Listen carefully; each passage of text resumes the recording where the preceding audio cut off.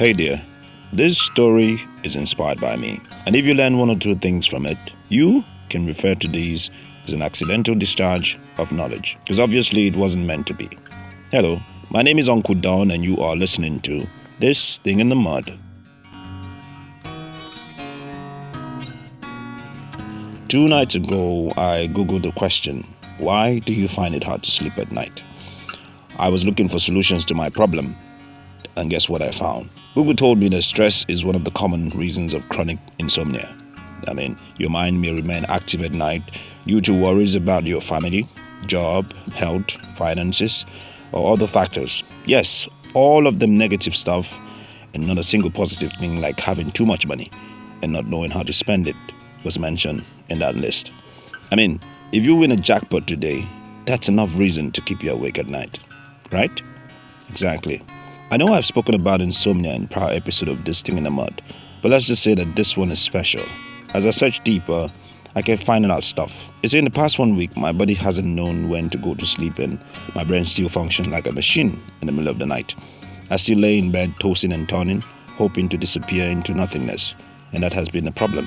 I stare into a blank space while I endure a frenzied mosquito party behind my ears. But even that is not the main cause of my inability to sleep at night, because when it's time, I slaughter those idiots like crazy, and there's peace in the land. The truth is that I do not have any major concern about my finances, my family, or anything else that Google might suggest might be the cause of my insomnia. Even my evening coffee consumption has decreased, and I have cut down on my screen time before bed. While I do not deny the fact that these issues worry me, they aren't significantly enough to keep me from getting enough sleep at night.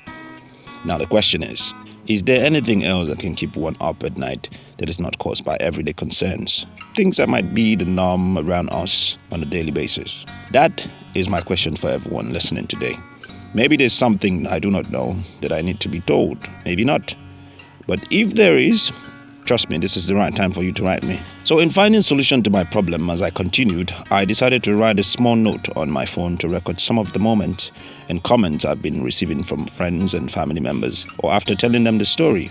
For response, I would put X as pure trash, or Y for maybe, for every statement that I get. Basically a rating for them, or for the feedback that they give me. I refer to it as a compilation of the various causes of my difficulty falling asleep at night. And who knows, I might just publish a book eventually.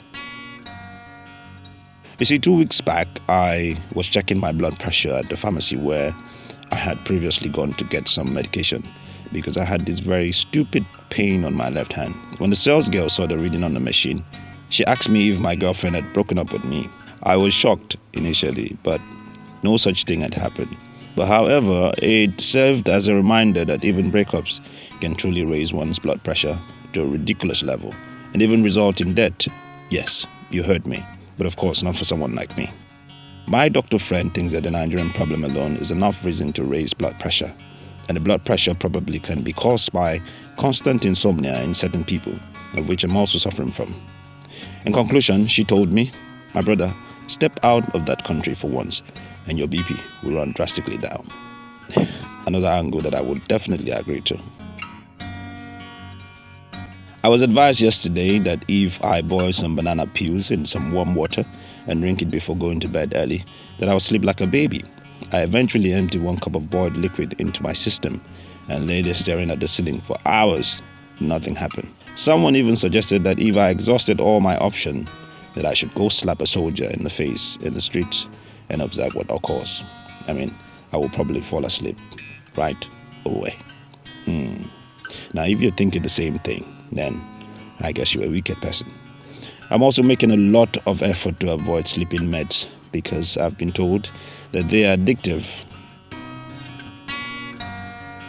And after hearing all of this and still marking them as total trash, my friend suggested that I start visiting prayer houses because my situation might just be hopeless and only God can save me. Well, I hope not. You see, when people have problems like this in other countries, they seek therapy, which can occasionally cost a few dollars. I remember 3 years ago, I had called a Nigerian psychologist to schedule a counseling session because I was losing my mind trying to get a job in Lagos. I could tell that she was determined to get her full payment from me before even listening to what I had to say. And I didn't have the money at the time. And so at one point, she even appeared reluctant to speak to me. It seemed like her problem was even more serious than mine, and the money was even a big factor before I could be heard. I had a little, but we didn't have to talk. And I promised myself that I would never ever talk to or see a psychologist again in my life. It was that bad experience that made it so. But you see, 2 years after, I got a call from the same psychologist asking if I still needed to speak to her, that her price was cheaper now. I didn't know if she was messing around with me, but my goodness, it was 2 bloody years after. 2 years after. Anyways, that is just in case any one of you want to recommend such. It is a no-no.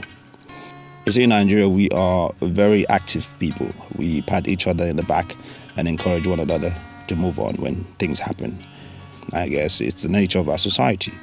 But it's always good to speak out, and maybe some other person listening might find help and support from your story. So, having said all of this, I am asking you guys again, how can I cure my sleepless night problems?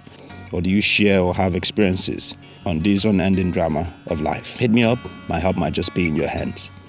Last week we started the show and some people didn't really get the gist. But like I said, it's going to be very personal, and I will be sharing not just my story but other people's story on the podcast. And I hope that you find it very interesting. Please let me know if you enjoyed the episode and how we can improve on the sound topics and many more. Remember, it's always good to learn and inform others. This is already a new week. I implore you to go out there and make the best out of it. Live your best life and live it good. And that is what is in the mud. Ciao, all my love.